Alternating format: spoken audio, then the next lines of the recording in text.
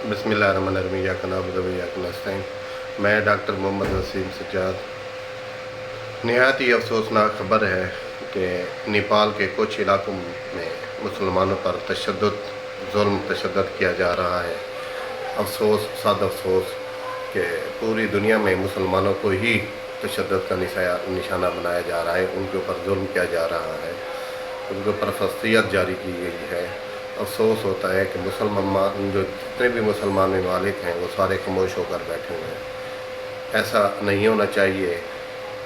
पाकिस्तान में भी हर मज़हब के लोग रहते हैं, लेकिन यहाँ पर कोई फ़िरका वाराना जो है ना वो फस्तियत नहीं है। यहाँ पर किसी पर जुल्म और तशद्दुद नहीं किया जाता।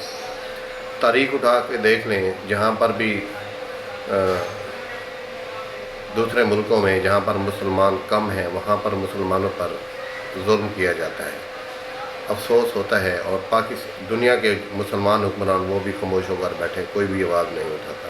बहरहाल अल्लाह खैर करे, अल्लाह रहम करे।